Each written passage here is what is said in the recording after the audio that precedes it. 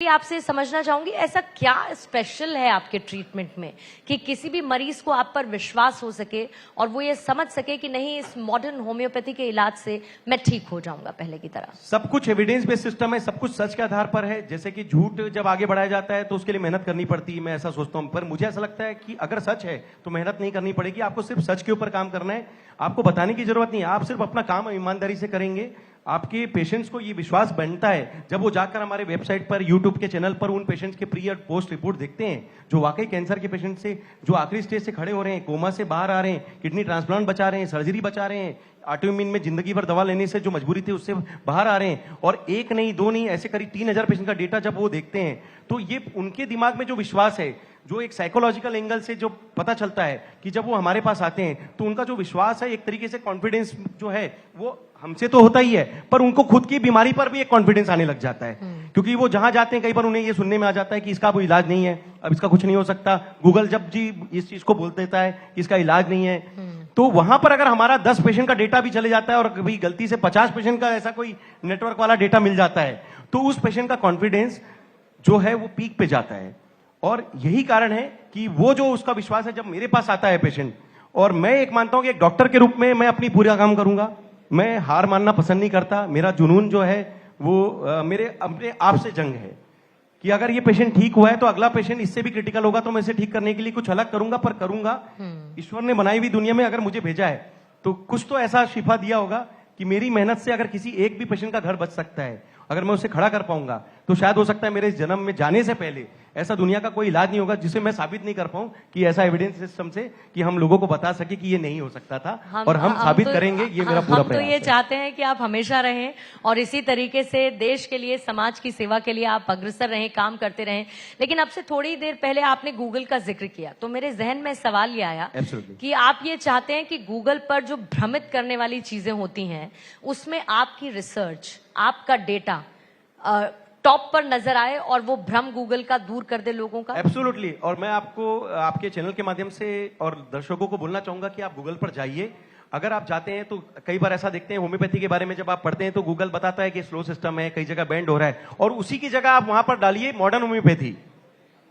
तो उसमें दोस्तों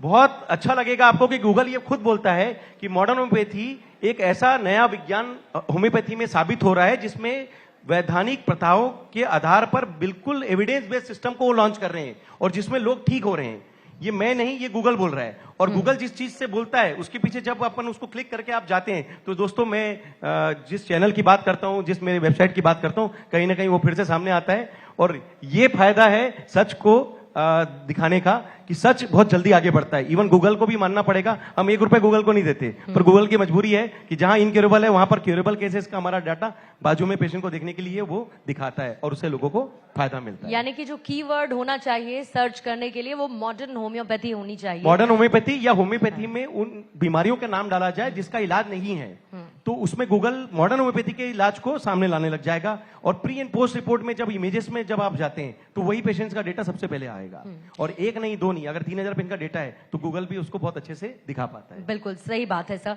लेकिन अगर मैं बात करूं एलोपैथी की, एलोपैथी जाहिर है कि लोगों के लिए एक ट्रस्ट फैक्टर है डेफिनेटली, क्योंकि जल्दी इलाज हो जाता है और एक लंबे समय तक एलोपैथी लोग यूज कर रहे हैं। लेकिन आपको लगता है कि एलोपैथी की तरह जो होम्योपैथिक ट्रीटमेंट है उस पर लोगों का विश्वास, दोनों के कंपैरिजन में, तुलना में मैं पूछ रही हूं कि बढ़ा है? और दूसरा,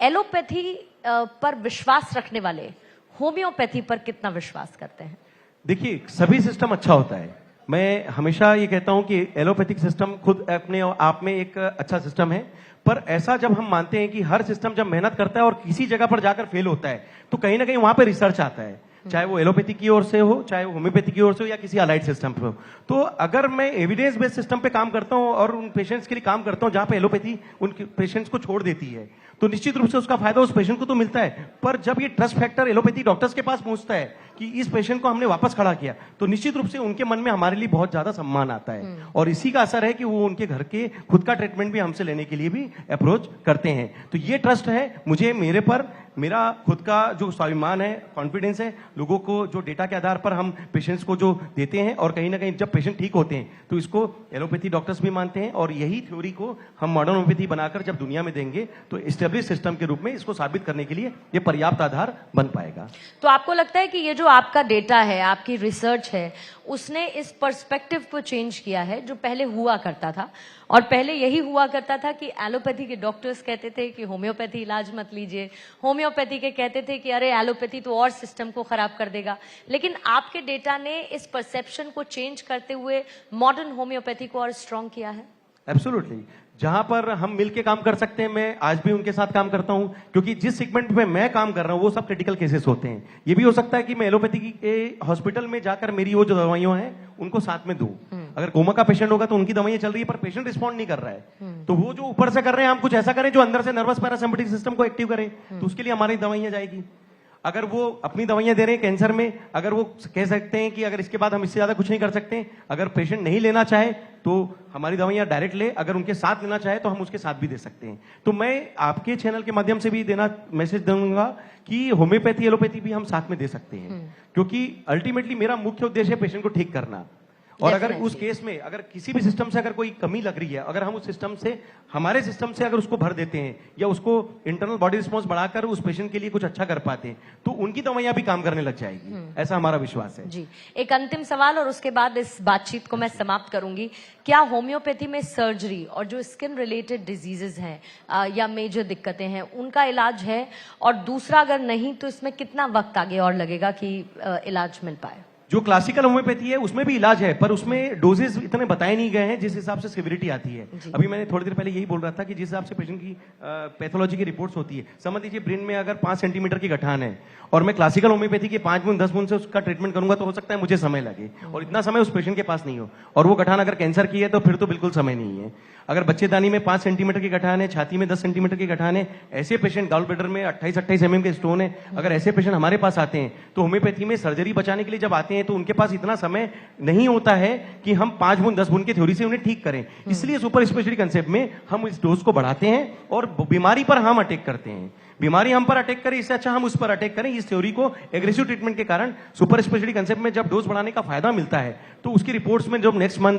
अगले जो महीने 2 महीने के बाद की रिपोर्ट्स आती है उसमें वो चेंजेस दिखते हैं, और कहीं ना कहीं वही हम साबित कर पाते हैं कि इसलिए एलोपैथी में अगर आपको सर्जरी के लिए बोला गया है, किसी भी एक दवाई से अगर आप सर्जरी बचा सकते हैं तो मेरा आपके चैनल के माध्यम से फिर से मैसेज है कि आप होम्योपैथी की जगह सुपर स्पेशलिटी मॉडर्न होम्योपैथी का उपयोग जरूर करें। हो सकता है कि आपकी सर्जरी हम बचाने के लिए जो हमारा प्रयास है उसमें हम सफल जो साबित हो रहे हैं वो आपके लिए साकार कर सकें। और ऐसे ही पेशेंट का डेटा आप मेरे चैनल पर जाकर, यूट्यूब पर जाकर निश्चित रूप से उसको प्रमाणित विज्ञान की तरह वेरीफाई करें। इवन डॉक्टर से अनुरोध करूंगा कि आप उसे समझें और जाके देखें, और अगर किसी पेशेंट की सर्जरी बचाने में हमारा कुछ फायदा दे सकते हैं तो निश्चित रूप से उसकी लिए जो भी हमारा बेस्ट प्रयास है उसे बताने के लिए आपके चैनल के माध्यम से आह्वान भी करना चाहूंगा। और इसी के साथ जो कार्य आप कर रहे हैं उसके लिए आपको बहुत शुभकामनाएं देती हूं। एक बार जोरदार तालियां फिर से हो जाएं अर्पित चोपड़ा जैन जी के लिए, और बहुत बहुत शुक्रिया सर ज्वाइन इन करने के लिए भारत 24 के इस मंच पर। शुक्रिया। Thank you ma'am. हमेशा की तरह आपने हमेशा मेरा जो इंटरव्यू हुआ है मैडम के सामने हमेशा लाइव इंटरव्यू होता है,